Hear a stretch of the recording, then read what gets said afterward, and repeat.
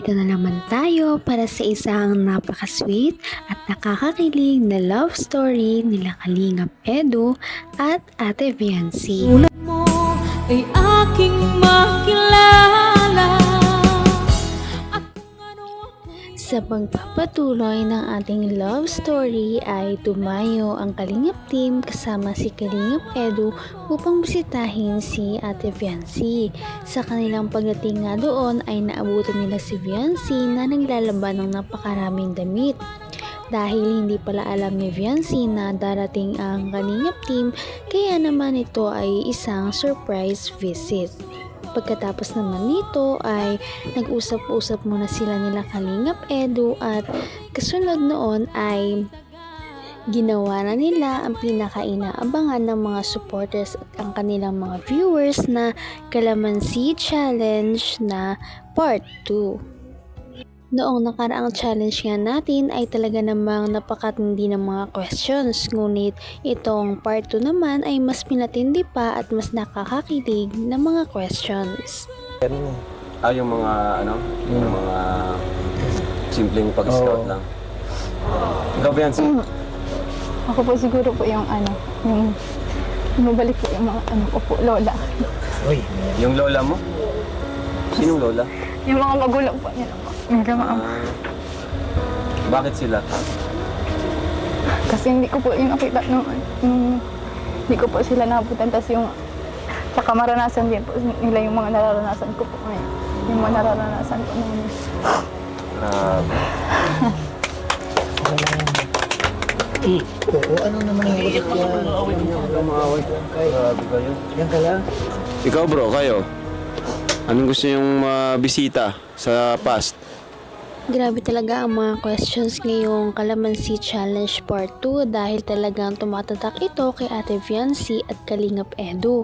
Makikita natin na tinanong talaga sila kung ano ang mga babalikan nila sa past at mukhang naluluhan na rin si Kalingap Edu noong sumagot siya na namimiss niya yung mga time na nag-i-scout sila at sila ay buo pa.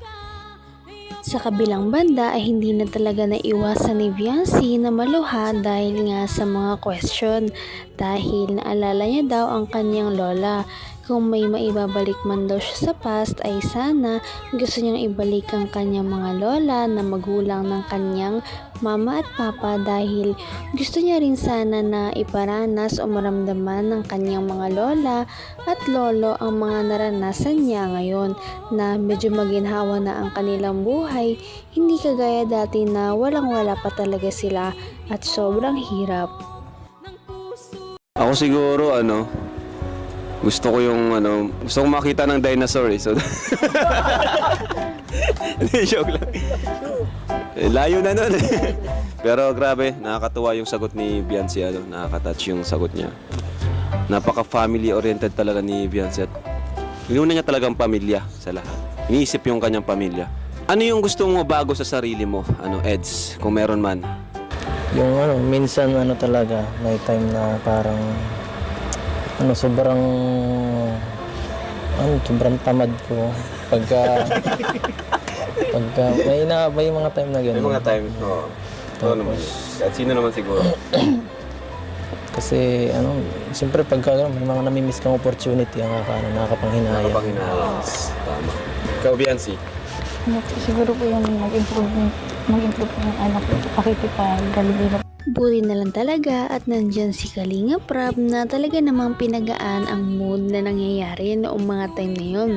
Dahil nagpatawa na lamang siya kaya naman medyo nawala na ang bigat sa loob ni Kalingap Edu at ni Viancy. Sa susunod naman na tanong ay tinanong sila kung ano ba talaga yung mga gusto nilang baguhin sa kanilang mga sarili.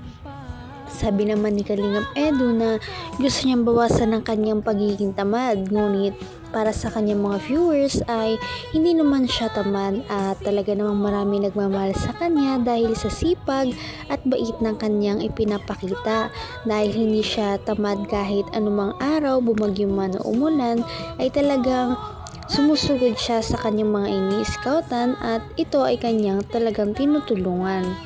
Sa sa kabilang banda naman, nasabi ni Ate Viancy na gusto niya talagang i-improve ang kanyang pakikipaghalubilo. Ngunit ito naman ang sinabi sa kanya ng Kalingap team.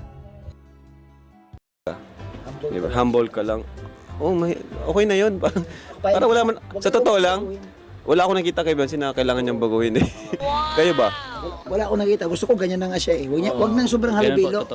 Kasi mahirap yun. Wala yung humble mo pag ano. Tama yun. Kayo? Ikaw magbago ka na.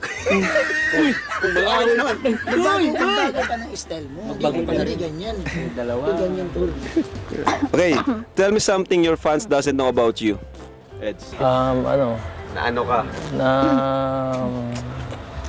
mahilig ako sa sa cartoons. Mga anime, sa anime. Hindi ko masyado na. Kaya tuwan-tuwa ka pag nakita mo. Kasi ka naman anime. Cartoons ka. Hindi naman anime yan tol. Yun ang sinabi ni Kalingap Rab dahil wala na talagang dapat na baguhin si Viancy sa kanyang sarili. Dahil lahat naman ay humahanga sa kung ano siyang klaseng tao at sa kung paano siya makihalubilo sa lahat ng mga taong nakapaligid sa kanya. Pagkatapos noon, ang next na question naman ay kung ano ba ang mga bagay na hindi alam ng mga fans nila na tungkol sa kanila. Sabi naman ni Kalingap Edu at isinare niya ang kanyang pagmamahal talaga at pagiging mahilig sa panonood ng mga anime at iba pang mga cartoons. Next naman, ang talagang gumulat sa lahat ay ang parang secret na ni-reveal ni Viancy sa vlog na ito dahil ang kanyang mga sinabi ay Ito po yung ano, daldal po ako pag kami lang po. Wala na. Wala na. Confirm. Ikaw, anong di alam ng fans sa'yo? Wala naman. Ano? Wala.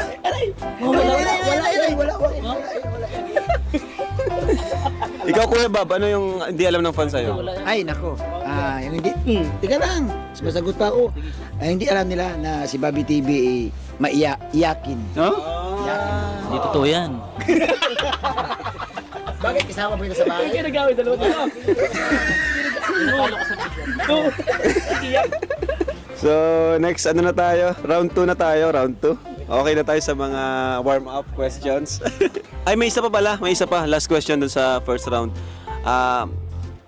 Since na kinilig naman talaga ang lahat sa ibinunyag na sikreto ni Viancy dahil ang kanyang mga gusto daw talagang i-reveal ay kung paano siya sa pakikipagtungo kay Kalingap Edu kapag walang kamera. Sabi niya na hindi daw alam ng kanyang mga fans at ng Kalingap team na talagang madaldal siya kapag kaharap niya si Kalingap Edu. Madaldal siya kapag silang dalawa lamang ang magkasama. Kaya naman kinilig ang lahat sa mga secret na ni-reveal ni Ate Viancy.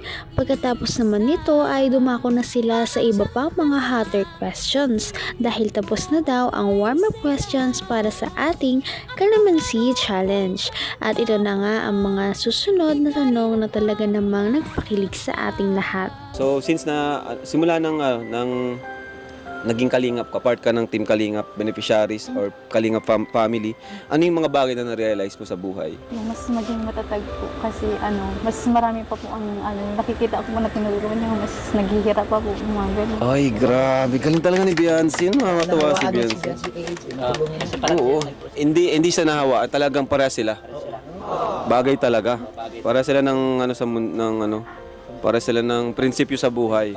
Okay. Kayo, paras ba kayo? Kayo tatlo? Ayaw. Hindi magkakaiba nga to. Iba kami tol. Iba ka eh.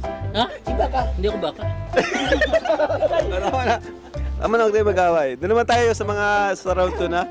Unahin natin yung mga paborito. Okay? So, paborito mong pagkain, Eds? Halos gulay. Pinaka-paborito ko. Hindi ako mapili sa pagkain eh. Lahat mo kinakain, gulay, prutas. sa next na question nga ay mas humanga talaga ang Kalingap team dahil kay Viancy.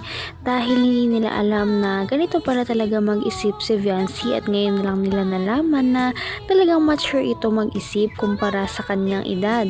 Dahil sinabi niya na kailangan daw na mas maging matatag siya at ang mga tao nakapaligid sa kanya dahil ito nga ang kailangan upang mabuhay tayong lahat.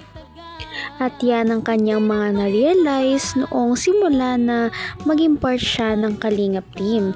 Pagkatapos naman ito ay mas dumami pa ang mga questions na dapat nating abangan dahil marami pang mga sikretong nabunyag si Kalingap Edu at Viancy tungkol sa kanilang relationship.